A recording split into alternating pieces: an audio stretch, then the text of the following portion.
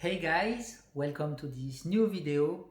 Today I'm gonna interview someone who has been living in Asia for more than 40 years.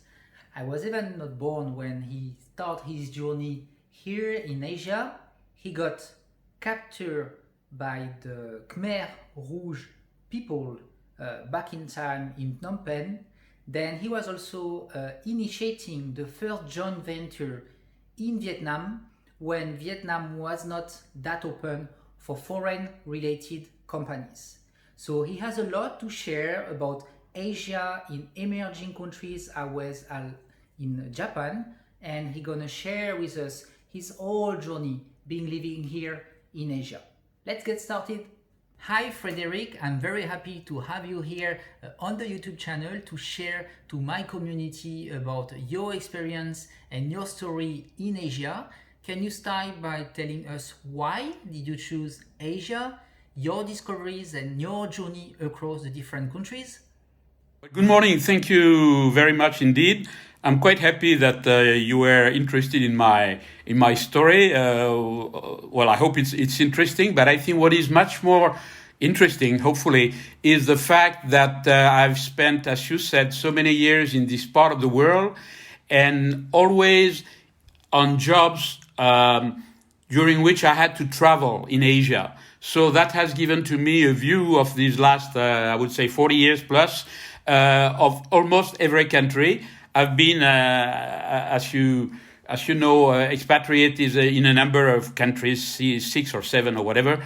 I spent some time also in South America, and this was also a good benchmarking to see what I liked best and where I thought that I could have something to do in my life. So, well, first maybe it could be interesting to know that I originate from Marseille. Okay, so Marseille. Although you're French, I'm French. We speak English today, so that still we all know, French speaking or not, that Marseille is a very big harbor with a number of stories. It's a Greek city originally. But what is interesting is the fact that Marseille has always attracted people from all over the world, but especially, of course, from North Africa, the rest of Africa, the Middle East, and not to forget the Far East. And this is where my small story is starting. I was a kid in Marseille. I was often wandering on the harbor, looking at vessels, dreaming of traveling like many people do. But when I was seeing all these ships, with very exotic names to me at that time, especially like Laos and Haiphong and whatever, I said, well, one day I would like to go. So why did I choose the Far East rather than other countries? I think simply because I wanted to go very far, and this was very far. Definitely. So my view was that as soon as I would be graduated, if I could catch an opportunity to go abroad, preferably in Asia, I would do it. That has been the starting point. Now, where things are becoming more difficult is that when I went to what was called cooperation at that time, which means that what is more or less the equivalent to VIE, Volontaire International and Entreprise now, which means that when you are graduated, if you find a company, or at that time it was more a ministry, okay, it was more for education purpose than it is now. If you could find that kind of possibility, you had to go abroad 1 or 2 years. So I've been looking for this, and I was given the opportunity to go to Cambodia. So it sounds very exotic to me already, of course, but it was not a real gift because we are talking about 74. And 74, 75, as you know, has been the harshest period of the war in so-called Indochina. So nobody, in fact, wanted to get a position in Vietnam or in Cambodia or in Laos. There were very few. And the moment I said I'm volunteer to go to Cambodia, well, of course, there was not a big choice of people, not a big choice of positions. That's the way I left. And this is the way the story started. Interesting. Can you maybe develop a little bit what happened in Cambodia? I mean, everyone know about the Khmer Rouge taking the power, and at that exact time you were based there, you were working there, especially for the French ministry, right? So you were a little bit the most vulnerable person and the most maybe targeted person. Can you share with us a little bit what happened there? Well, Cambodia was involved in a war and became more and more isolated. To give you an idea, when I was living in Phnom Penh in 74, as I said, 74 until 75, we could not even have rice from the country or from Asia. We were receiving rice which was sent through planes over the city.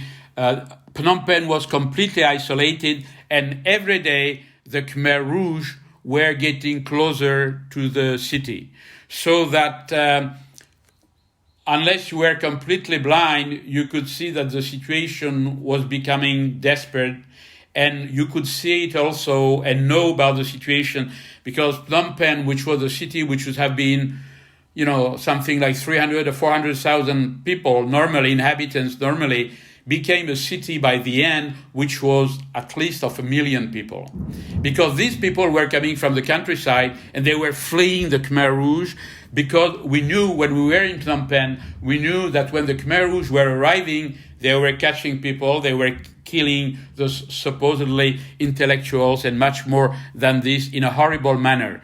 And what was very tough for us was that some people, including some journalists at that time, wouldn't believe it or didn't want to believe it, and they were making a kind of confusion in the approach between Vietnam and Cambodia.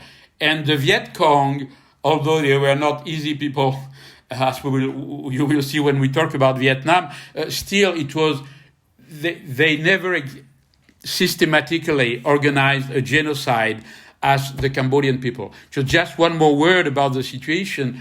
Once the Khmer Rouge have taken over Phnom Penh on April 17, 1975, they took most of the people to camps over there. The population of the country was probably around 5 million people, and in 4 years' time, they killed about 2 million of them, okay? So when you think about Cambodia, has to keep in mind the horrible word, which is not sufficiently used, I think, used in this case, of genocide. It was a real genocide. As far as I'm concerned, it matters much less, but because I didn't want to go away from my students, when I still had the opportunity to fly out of the country, I refused. I stayed there, and when the Khmer Rouge came over, they took a number of foreigners, including myself, as hostages, and we were kept in very difficult situation for 1 month without knowing what would happen next. So you can imagine all kind of reactions. You have when you put 1,000 people together, and they expect that they may be killed at any time, families being put apart, etc. I recommend that you see a movie, if not yet, but some of the people listening now may not have watched that movie, called The Killing Fields, which was translated into French in La Déchirure. Okay, it's a very, very interesting movie, really, in my view, very close to what the reality have lived myself. And after 1 month, for some unclear reasons, which will always be unclear, we were put on trucks. I was put at the last guy on the last truck voluntarily again, and we left. We were taken to the Aranya Pratet, to the Thai border, and that was the end for us, at least, of a terrible drama. So that's the way I went to Cambodia. We are very far away from my dreams on the Vieux Port in Marseille, looking at vessels. But at the same time, although it was, of course, a terrible experience, it has probably been one of the greatest, if not the greatest, experience in my life regarding people, how people react, how they behave, what fear of being killed the next day or the same day is. And at the same time, even in such a terrible situation, falling in love with one country, since I will return to Cambodia a number of times. Yeah, I guess it was a tough time at that period to be living in Cambodia with all the story we know about the Khmer Rouge and the Pol Pot regime. A little bit after, you've been going to Vietnam and you were in charge of developing the first joint venture between the country and a private French company. Can you share with us about that journey? How did you get started in Vietnam? Okay, so after Cambodia, I had no choice, and I had to go back to France, right? In the conditions I told you, I wanted to go back close to Cambodia if there was an opportunity, and I was working for a big chemical and pharmaceutical group called Ron Poulenc, which then was splitted into different companies. And again, to make it short, the health division of that group is now basically what you call Sanofi. Okay, so I was proposed by Ron Poulenc at that time to. They were again like Cambodia. They were looking for a volunteer, and again there were not too many volunteers to go to Vietnam. That was in '79, right? When I was posted there, there were not so many volunteers to go there. Of course, they told me I had to rush up hurry up deciding whether I would accept the job or not, because everybody was waiting in the company to go there. Well, I discovered easily and very quickly that nobody wanted to go there at that time. So it's a detail, but it's very interesting when you see now the very strong attraction there is on Vietnam, and the fact that at that time nobody would want to go there. And anyway, it was almost impossible to go there. For a number of years, 2 to 3 years, my 2 or 3 years, I stayed 5 years altogether, but my 2 first years in Vietnam, there were basically no industrial or commercial company. So what happened is I was proposed to go there, and the reason is the Vietnam made a kind of code of investments. It was, one page in which basically, in very poor French, very poor English, which meant that although they had people who could speak good French and good English, they wouldn't utilize these people who were from the South, and the North was really, grasping everything and trying to handle everything, basically for political reasons. But they had no idea about business because they were living in a socialist system, which plus was during the war. So you couldn't, the people, we were from another planet and they were from another planet too. But still, they said, okay, let's make a code of investment. And in a very naive way, probably, they believed that many companies would like to come and invest into Vietnam. Now, why was Ron Poulenc interested? Probably one reason is that we had a pharmaceutical factory in Vietnam, and we didn't know what had happened. In other words, we didn't know whether we were nationalized. We didn't know whether this was still a plant. And if it were a plant, which raw materials were they using? Because they were supposed to use ours, and we had nothing. So I think Ron Poulenc just wanted to see if firsthand, having someone there, trying to see if there was something to be done or just give up because the situation was that terrible.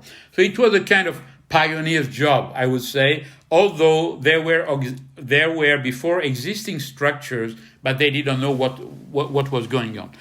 But even for such a, in fact, simple project with virtually no investment in the beginning, even for doing so, it took more than 2 years for Ron Poulenc headquarters in France to cut a deal with the Vietnamese Ministry of Health. And during these 2 years, the question was, what am I going to do? Because they thought it would go very fast and I would go to Vietnam. So I spent 1 year in the Philippines for Ron Poulenc, working as part of the team, but it was a fantastic training for me, more than a training, to see what real business life was. And then after 1 year, it was still not opening. So I was sent to Taiwan, where Ron Poulenc was starting to develop nicely a number of operations. And finally, after these 2 years, which were also very interesting, but you can imagine, so young, I already had lived in a number of countries. So it was a very interesting experience for me. And finally, I could go to Vietnam, where I spent 5 years. So the situation there was, as you quoted, a joint venture in the worst case, in my view, in the worst case, which is 50% belonging to the foreign partner and 50% to the local partner. We were bringing some, or we were supposed or could bring in some know-how, some experience, because we knew very well this plant, we had made it, okay? And we could certainly be of help in order to develop health to a certain extent, because health in Vietnam was a major issue with very few medicines and very few qualified people. In fact, remember the boat people, etc. A number of people would be in jail or would not be allowed to work or would try to flee the country. So it was really completely disorganized country. But on the Vietnamese side, they had 50%, but 50% of what? What were they bringing in, Okay, maybe not much. Let's say not so much. So so that after a few months, the very first conclusion of the French headquarters was to say there is nothing to do there, because unless we provide free of charge raw materials, they are not going to produce anything. Obviously, health, which could be a priority in a developing country, was definitely not a priority for Vietnam at that time. And so why are we going there? Even if we have Frederick and he's a young chap, so he's not too expensive, but still, what's the point? But my view, although I was a beginner, but my view was important, or I tried to give it some importance to the headquarters, because I was the witness. I was there. I was in charge. And my view was, maybe what we cannot sell through a joint venture involved in pharmaceuticals, which was not the right target, unfortunately, but it was so for the Vietnamese, maybe we could be a kind of, what the word didn't even exist, or at least wouldn't be used in Vietnam, a representative office. I said, what about a representative office? But it didn't exist, and you could make a deal in Vietnam. We had the only deal. But legally speaking, you could make a deal in that country only if you had a partner. But there is no partner in the rep office. A rep office, is making promotions, is giving prices, but is not selling. It's not a business unit, right? But I thought that we had so many things to sell. I mean, so many products, being a huge group in France or in Europe and even in a number of other countries. I said, well, why don't we try to approach the other corporations, because sales were made by Centrale d'achat, right? Corporations. So we could approach, etc. And the problem is that legally I was not allowed to do this. But there was no real written law, if you like. So, and I didn't have too much to do in the pharmaceutical field for the reasons already explained. So what I did is I tried to introduce myself in different places, just talking about health, trying to show we are an investment. We are the example of a good foreigner company which is investing in your country. And when you start being part of the landscape, and you are easily recognized because there is no one else almost, So when you do this, then, and the Vietnamese are smart, so once you have created to a certain extent, a certain trust, some of them thought, but maybe, why don't we try to get commercial information through this guy, through some companies?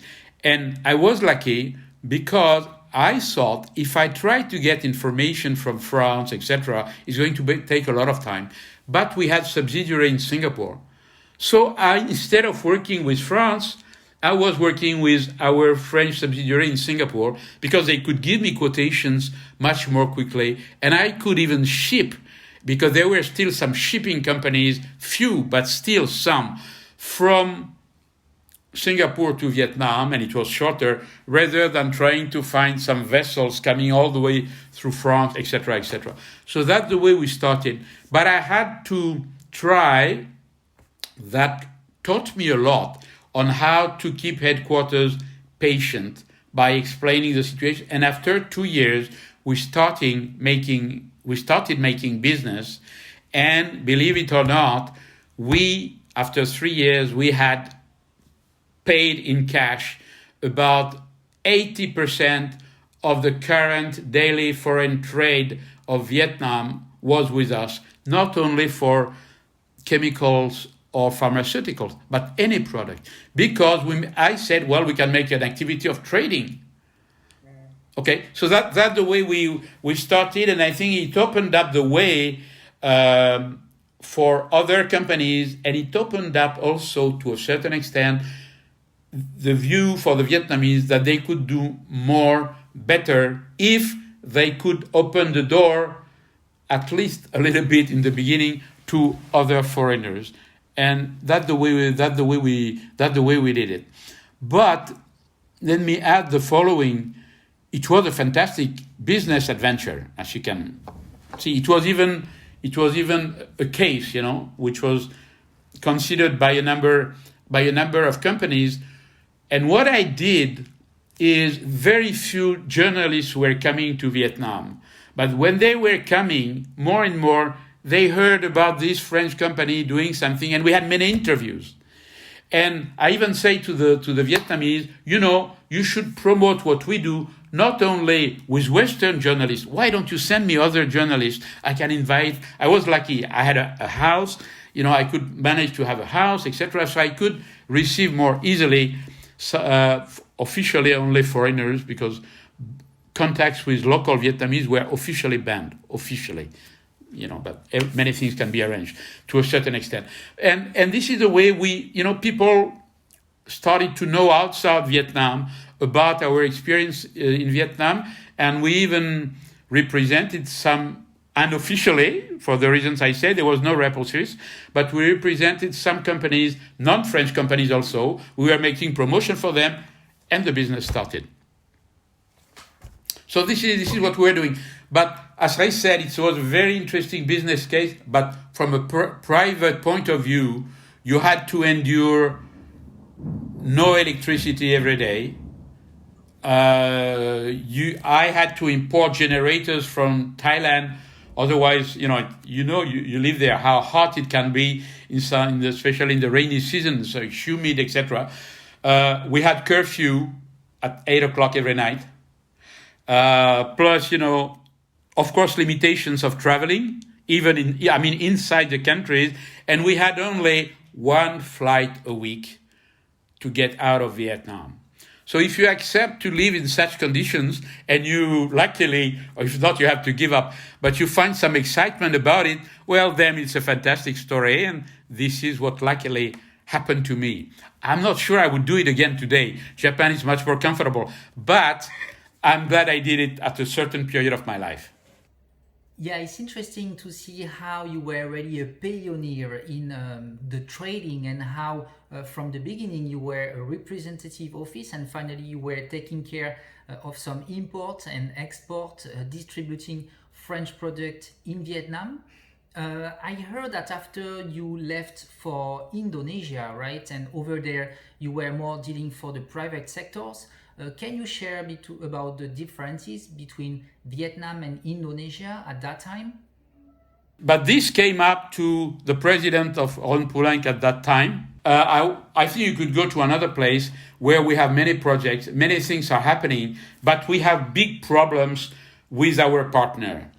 And you are a man solving problems. Okay, I said, well, all right, I'll try. And that's the way I went to Indonesia and spent 4 years in Indonesia. And Indonesia was very interesting because, of course, it was not, and it is still not, a developed country. But it was not completely, at least in some areas, because probably of the potential of this country, but it was not completely a developing country. There were many units of productions in many fields. Ron Poulenc was very involved in pharmaceuticals, in some other products, and at the same time, Ron Poulenc made a number of acquisitions, again, in the pharmaceutical business and also in the agrochemical business. And of course, there are many agriculture. Indonesia is an agricultural product country, so of course there were many also opportunities. So for me, it was a way to try to solve problems with partners. It was a way to find new partners, and it was also to see what a private market was, because Vietnam, of course, was clearly a state market. So for me, it was one more interesting opportunity to do different things and learn things and be in Asia, which privately was what I thought was best, or what I liked best. So in Indonesia, I learned I tried to solve many issues which I told you. There was a number of expatriates working with me. We started having big units. So for me, it was a very different scale. In Vietnam, it was almost a one-man show. In Indonesia, it was, fortunately for many reasons, much more than a one-man show, and it was very interesting. Then what happened is, after 4 years in Indonesia, quality of life was much better than Vietnam. The excitement was big, but less. And I said, well, now that I was turning 40, I say, now I think I should try to go, if possible, in Asia again, but I should go into a more developed country. It's interesting to know that Indonesia at that time was more developed and things were more organized than in Vietnam. After that, you've been living in Japan, right? And then everyone is talking about Japan as a good mix between tradition and innovation. Can you share maybe about the differences that you observed between the emerging countries at that time and what you found in Japan about that? So here we are for the first part of the interview.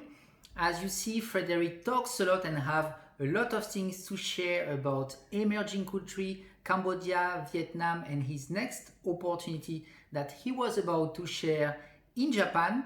I hope you guys enjoyed the video. Feel free to leave a comment below to share with Frederick about what you feel about his journey. And don't forget to thumbs up the video.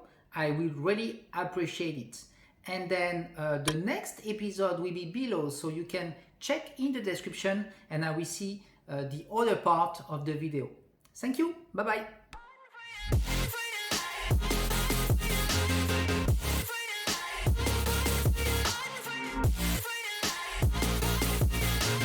Been down and I'ma get it right. Then I'll fight like